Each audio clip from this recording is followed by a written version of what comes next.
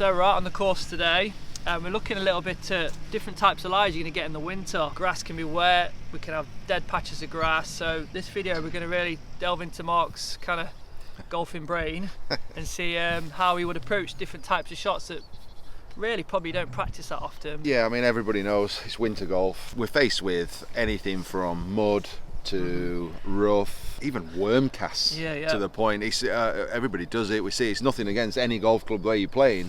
It's just a natural thing this time of year. And often, you know, when the grass is cut, you end up with all different lies. So Sam has kindly set me off with an absolute beaut. Yeah, that's where it was. I can't even see it. Where is it? Oh yeah. So as you can see, we're near a bunker, and the bunkers here have got this rough area around. So it's basically a thick rough shot. So yes, it's a stitch up the first one. Just having an idea of the technique for the shot is my opinion around. Now, also, I mean, pros dread these lies. So first things first. Don't think you're on your own when you go out to your course, you miss a green and you think, oh no, this is a nightmare.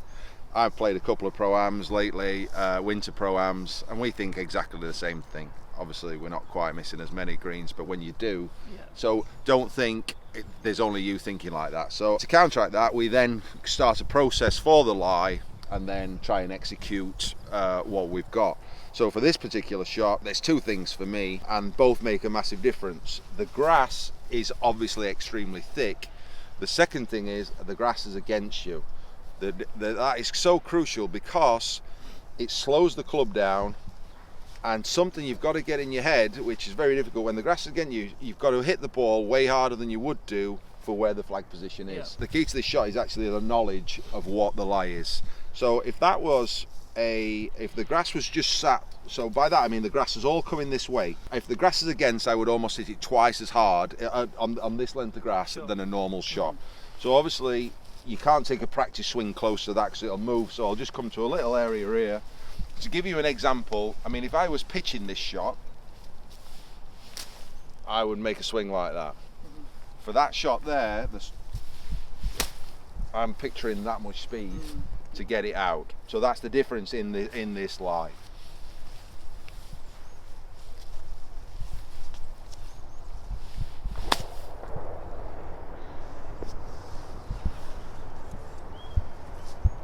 Again, it's the sort of lie, I mean, it's a bit frosty today, that's run on, but it popped up nicely. It's the sort of lie that you can leave in there if you don't play it properly.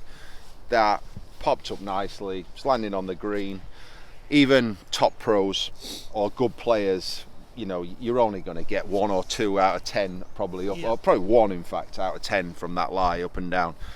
You know, you just want a technique from a lie as bad as that to get it on the green and give yourself a chance of making the putt. Yeah, like Mark says, he's advanced it out and forward onto the green, and at least you've got a chance to get up and down, and you've not left it there as well. Yeah, because if you've not understood the lie, because the grass is so, you let a soft shot and it's not going to get to the green. That's going to be a classic. Or even worse, you could be faced with the same shot again as well. So, and what was quite interesting to watch you demonstrate your normal type of action too, when the ball's really sat down. The difference in the speed Mark was swinging at was quite noticeable as well.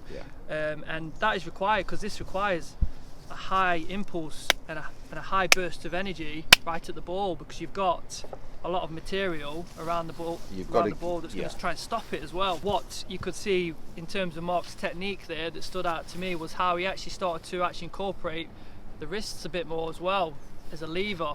And this is often what you see when we do playing lessons as well. People kind of get rigid, trying their best to really just dig the ball out, and they don't commit to that speed. Yeah, exactly. It's well spotted. But on a lie like that, the club has got to be moving. There's no room to be rigid. You know, there's odd shots you can play. You shouldn't be rigid for any shot technically, but the club, if it's not travelling through, if there's no energy going through that grass, the ball is staying in there for a lie as bad as that. Exactly. And I think a good little exercise you guys can do to really appreciate how you can create some speed over a short kind of period of time is to do some one-handed swings and really start to feel how the wrists can actually create some speed through to the golf club. Because like was mentioning earlier, when we get rigid and we're trying to control this, we lose the ability to transfer speed as efficiently through to the club, which we need for this shot as well. Yeah, the first thing I noticed there, which brilliantly executed, is look at the clubs flying through the grass, and that's what you want. So obviously if the club's not moving, exactly, it sticks in the grass, and that's exactly where the ball stays in. Yeah, the wedges are the heaviest clubs in your bag, and they're designed that way really to make sure that we can use the swing weight to create quite a lot of speed over a short period of time, short distance as well. So just making some simple swings with wrists only, really you start to appreciate the levers and how the wrist can contribute to this, to make sure that that club does not stop as it's travelling through the grass. Once you've done that, you can pop both hands on and start to really feel how the wrist can create that snap of the club, so you can keep the energy moving through the shot. Like Mark said, is pivotal here, so the ball doesn't stay and the club doesn't get stuck as well. Here's a classic winter golf lie. So if Craig just comes in, we've got worm casts, we've got mud, just a common miss area around the greens. A lot of common mistakes once you start getting these lies, they're very consistent through good players to bad players. Yep. One being panic is the first one. Yeah.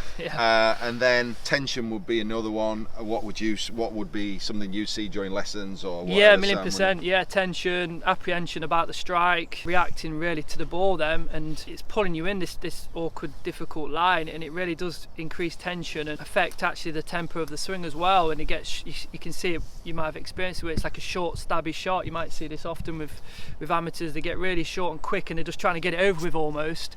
And there's actually still, they need to commit to this fluid swing. I think they try and get to the ball. The emphasis becomes too much on the ball. Definitely. I mean, for me, there's two shots from here. Yeah. There's a shot where the bounce of the club is used, and by that I mean you almost take the mud with you with the bounce of the club and accelerate a little bit of speed. I don't, by that I do not mean hit it fat whatsoever. It just means using the club as it's designed.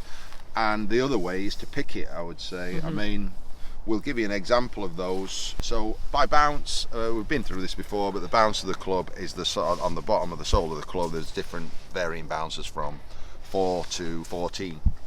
The more bounce, probably the easier from a lie like this, the less bounce. These are very difficult to put bounce. So as we come in here,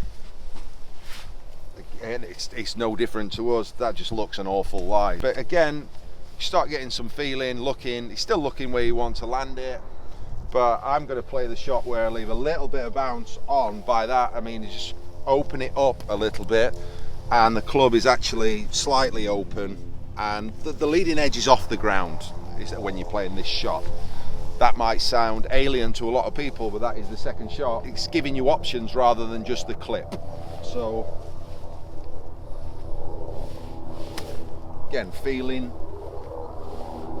what it's like under there. Again, I didn't get a feeling there, so I'm going to actually go back in and just get a better feeling before I play the shot. So yeah, you got your feeling from that practice swing.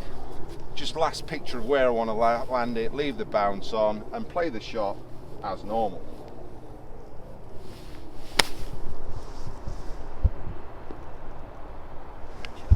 And all of a sudden, what's a very difficult lie, through a mental process and feeling, you've actually created a shot. And then your other option, do you want to have a go, Sam? Show us your mastery. So what Mark was talking about was taking a bit more of the ground, a bit more turf with the shot, and now we're going to look at clipping it. And what can really help us to ensure that we don't dig or come in too steep for this second option is looking at the arc of your swing. So what I mean by the arc, essentially, is the arc the club's making around the body, where Mark went more steep to get the strike and the FUD. We're looking at more of a shallower arc here, where essentially just clipping it, and you can see how it's almost like a plane coming into land. We don't want it coming in too steep, we want it to literally come in, touch down and take back off. And what this is giving us as well is the use of the bounce, but more importantly we've got loft as well and spin. So actually we can start to actually control the spin if we get this right as well with it. So when you are practicing, you can just start to sense this arc of the club head, keeping it nice and wide, as opposed to coming in steep and digging, which is an option.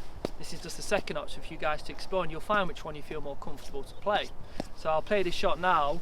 Really, you'll notice, you'll even hear the sound, and what I'm doing with my practice swings, as Mark was really looking for, is what does that contact feel like? And don't be afraid to make a few swings until you've got that right sensation.